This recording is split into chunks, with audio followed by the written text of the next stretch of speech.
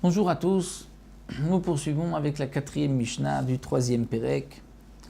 La Mishnah nous enseigne le din de Amolir Chitim le Tochen Kuti, dire un homme qui a du blé. Lui est chaver, donc le blé il a déjà prélevé Trumot ou Masrot, mais il va les amener au moulin.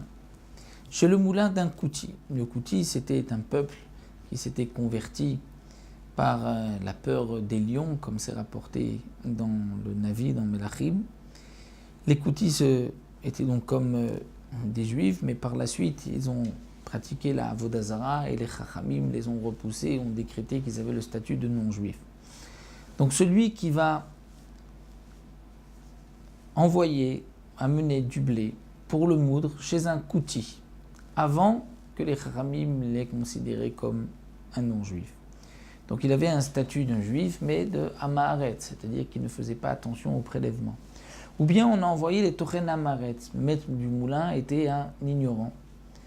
Eh bien, on ne craint pas que le propriétaire du moulin va échanger, va prendre notre blé et mettre à la place un autre blé. Et ce blé-là, peut-être que les Trumot ou Masot n'ont pas été prélevés. Non, Beches Katan les Masrot ou les Shvi. Le blé qu'on a envoyé, il garde sa chazaka par rapport au maaser, c'est-à-dire on ne craint pas qu'il y ait eu un échange. J'ai prélevé auparavant sur cette récolte ce qu'il faut, je n'ai pas besoin de le refaire. C'est certainement le même blé qui est revenu. De même pour la chevite.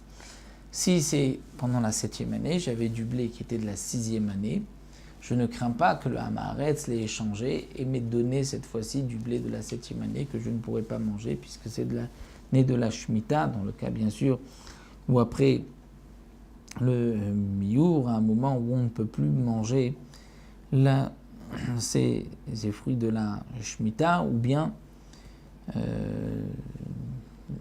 ne craint pas qu'il y ait une obligation de maintenir la Kedushat Shvit.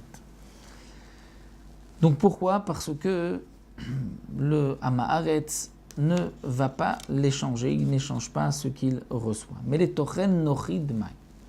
Si je donne un Tochen Nochi, c'est-à-dire lorsque le propriétaire du moulin est un non-juif, là c'est Dmai.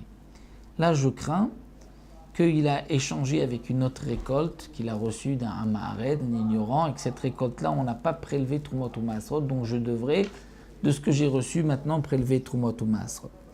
La Mishnah poursuit dit Mafkid Perotav etzel Akuti ou etzel Hamaharet, celui qui a laissé en dépôt ses fruits chez un Kuti ou chez un Hamaharet, chez un ignorant, et donc il a peur lorsqu'il les récupère que peut-être les fruits ont été échangés. Non.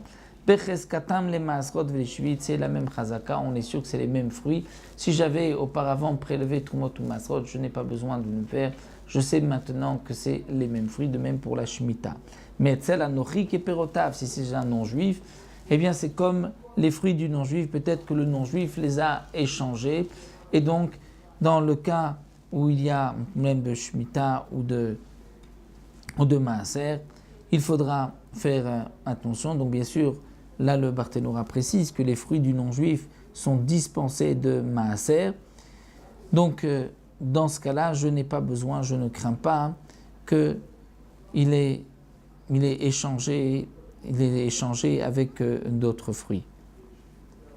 La Mishnah précise, il nous dit Rabbi Shimon Omer Dmai. Rabbi Shimon n'est pas d'accord. Rabbi Shimon considère que même pour les fruits, on craint que le non-juif les ait échangés avec les fruits d'un autre Israël, d'un autre juif. De la même manière que toi, tu as laissé en dépôt chez ce non-juif, peut-être que quelqu'un d'autre les a aussi laissés en dépôt et qu'ils sont de maille, et donc là, le non-juif les a échangés. Donc d'après Tanakama, il n'y a aucune crainte que le non-juif ait échangé. C'est comme les fruits du non-juif.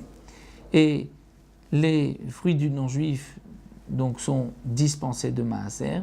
Ce n'est pas comme, nous précise le Barthénora, lorsque le propriétaire du moulin était un non-juif, où là la récolte qu'on a récupérée est de maille. Pourquoi ? Parce que lorsqu'il est juste propriétaire du moulin, c'est sûr que d'autres juifs lui ont amené une récolte. Et donc il a reçu d'un Maaret une autre récolte. Donc lorsqu'il va échanger, je risque de recevoir du dmaï. Mais les fruits qu'on laisse en dépôt chez un non-juif, là, il n'y a pas de crainte que le non-juif les ait échangés. Rabbi Shimon, lui, n'est pas d'accord. Rabbi Shimon considère que même lorsqu'on laisse en dépôt, peut-être que le non-juif a reçu des fruits de quelqu'un d'autre aussi en dépôt et qu'il les a échangés. Donc nous avons vu dans cette Mishnah que lorsque c'est dans un moulin, donc chez un kouti ou un ma'aretz, on ne craint pas qu'il les ait échangés. De même, lorsqu'on a laissé en dépôt chez un kouti à ma'aretz, on ne craint pas qu'il les ait échangés. Mais chez un non-juif, on craint qu'il les ait échangés. Donc si lui est propriétaire d'un moulin, on craint qu'il nous ait donné une récolte d'un autre juif, mais de maï, donc il faudra prélever. Et si c'est non pas chez un moulin, mais des fruits qu'il a laissés chez lui, donc là, c'est comme les fruits du non-juif, il n'y a aucune obligation de trumot ou maasrot, donc je n'ai pas besoin de prélever. Mais Rabbi Shimon dit, je dois quand même dans ce cas-là prélever, puisque peut-être qu'un autre juif aussi a laissé en dépôt chez lui. Donc ça, c'était Mishnah, nous enseigne le digne du non-juif, et nous verrons, Drat Hashem, d'autres précisions dans la 5e et la 6e Mishnah.